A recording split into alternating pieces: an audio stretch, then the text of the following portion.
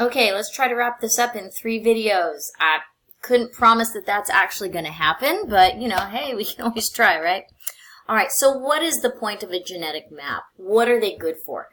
Other than just being interesting and looking at where genes are located in a genome, one of the big things that genetic maps are really useful for is helping and diagnose human diseases.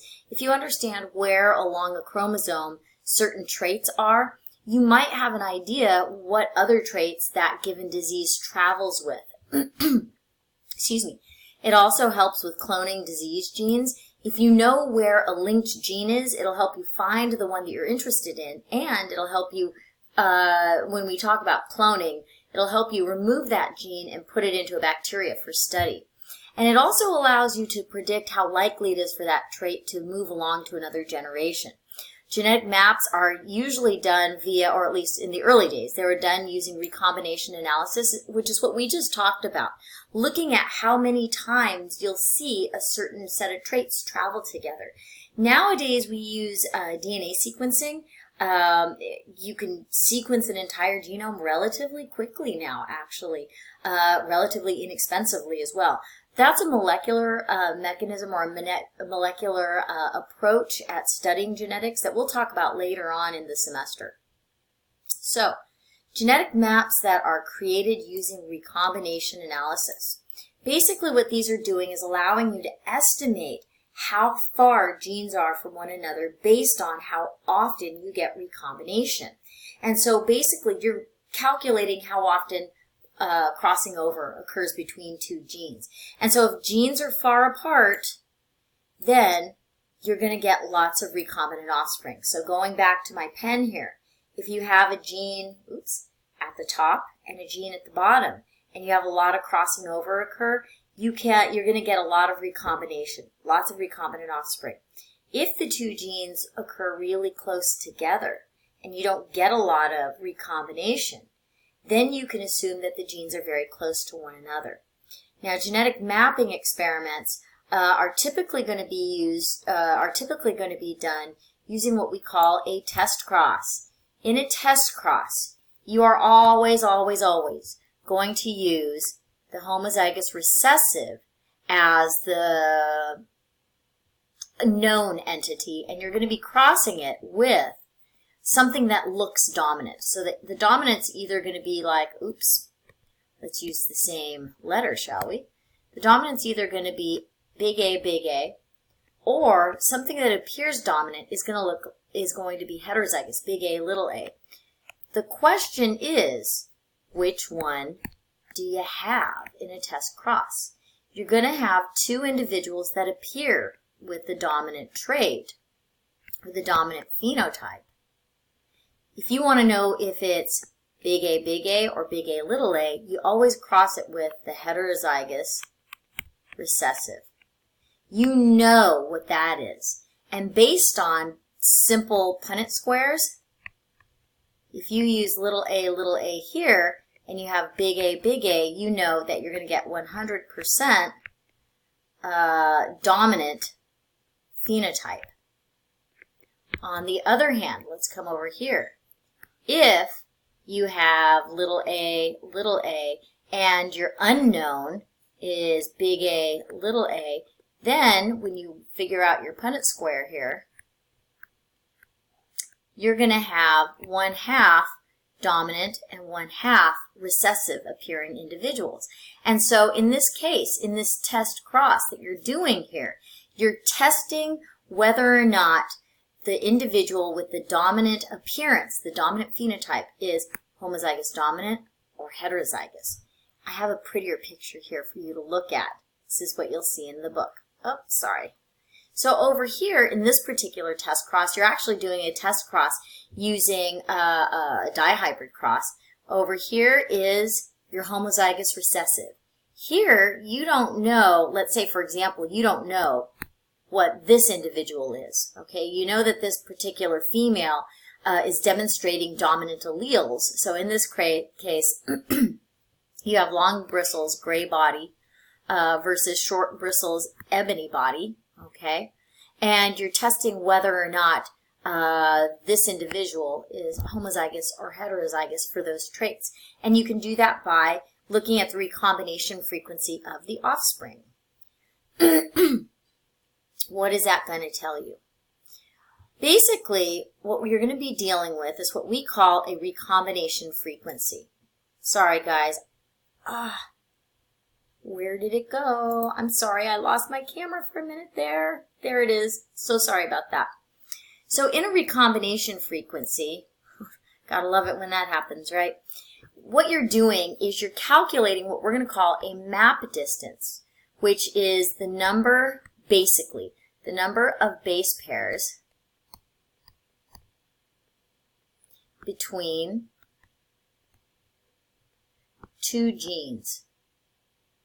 And you do this by dividing the number of recombinant offspring for your traits divided by the total number. So let's come back to this situation right here. You have 542 non-recombinants plus 537 non-recombinants, 76 recombinant, and 75 recombinant. Okay? Oops, wrong symbol. Let's fix that.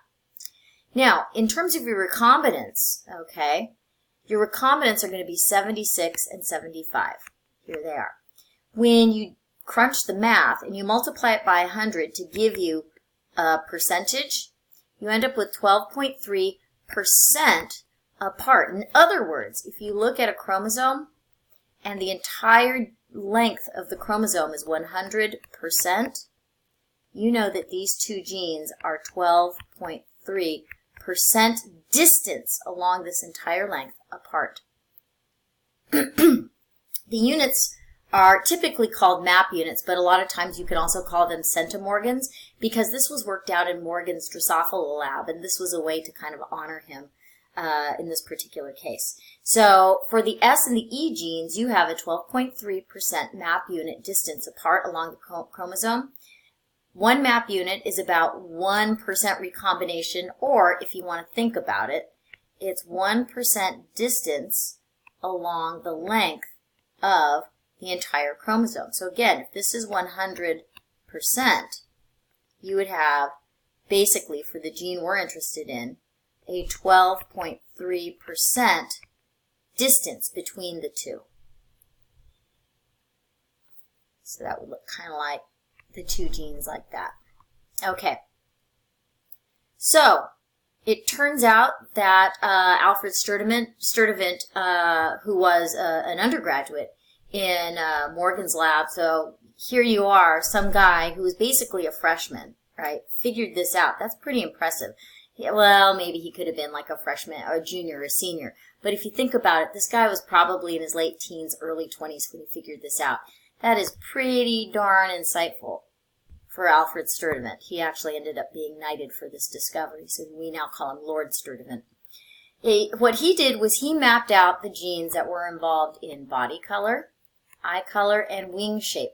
And as I mentioned before, all of these genes occur on the X chromosome. Each gene has 3 alleles. Good times, right? He has to map more than one gene and more than one allele for each gene. He figured out that 2 genes that controlled eye color and wing shape were pretty close together. And so how did he do this?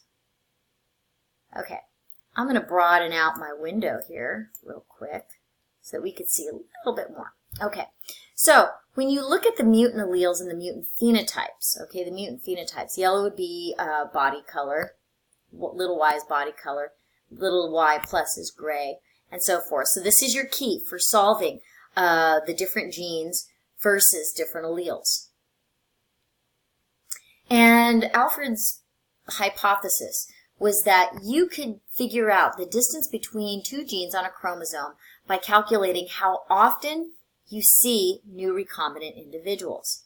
And so on this particular slide, which has really small text, I'll give you that.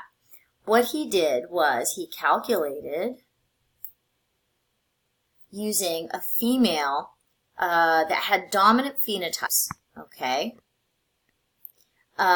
He did test crosses with females with dominant phenotypes with males that were homozygous recessive.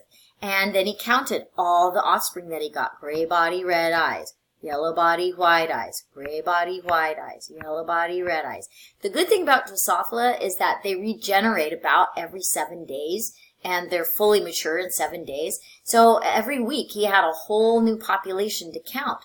They also have a lot of crossover and a lot of offspring. So basically what you do is you grow your flies in a jar with food, and the flies will mate, lay their eggs in the food. The larvae dig through the food and become mature flies. And then as they start flying around in the jar, you put chloroform in the jar, and then you shake them out onto a petri dish and look at them under a microscope. You move the flies around. You keep a little bit of chloroform under them so they don't fly away. This is kind of the funniest part, but not so funny. You get a small stick and you glue either an eyelash or an eyebrow to the tip of the stick so you can move the flies around, right? Because they're really little. And so you can sort through your tray of flies using 2 sticks with eyelashes glued to them. Suffice it to say, in Morgan's lab, you had a lot of graduates and undergraduate students that didn't have a lot of eye hair, which is, I don't know, look like Muppet Babies or something, kind of weird. Here's the original data that Lord Sturtevant developed, and you could see that he had a 1% recombination frequency between yellow and the shape of the wings. He interpreted the data by looking at the number of recombinants per different genes. And basically what that's going to tell you is the number of recombination events that occurred per mating. And that number varied per generation. The number of events, the number of recombinations is going to correlate with the distance between genes. And genes that are farther apart are going to have more recombination. In other words, you're going to see a lot of flies that look like that. Genes that are close together are going to have that real low recombination frequency, and you can assume that they're really close together. And so to calculate a map distance, what you're going to do is basically determine the recombination frequency. So for Y and Y to W, there was a 1% difference. From W to V, there was a 29.7% difference. V to M was 3%, and R to V was 26.9%. So the calculation gave him the distances: 33.7 map units, 27.9 map units, and 3 map units. And so basically, he could figure out how far apart they were, and you could also get a reference in terms of the order in which they are in, because V is closer to M than W. See, here's V and M is 3 units apart, and V and W is 29, and W and M is only 37. How cute is that? So basically, he proposed this following map. Between W and Y, you have very, very little recombination because you only have a 1% difference between, or distance between the two. So in other words, crossing over doesn't happen easily here. Crossing over, on the other hand, when you look at Y to R, Y to R, it has a big distance, right? And so crossing over will happen much more frequently. In fact, there's a 57.6% recombination frequency, which means that along the length of the chromosome, Y is halfway down the length of the chromosome compared to R. And so what that means is you had a lot of recombination happening here. Almost 58% of the time you got recombination between Y and R. And so the distance was much greater. And so Y and R, having that large map distance, results in lots of recombination, like I mentioned before.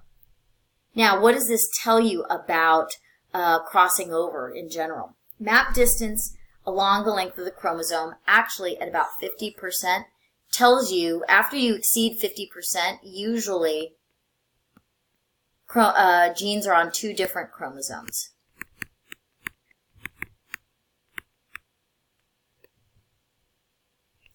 After that, anything less than 50%, your genes are on the same chromosome. But if you get slightly higher, then they're on different chromosomes. Now, I have 57.6.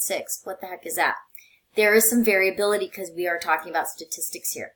All right, well, I guess we're not going to make 3 videos. We're going to make 4. That's okay. I like hanging out with you guys anyways. I'll see you in the next video.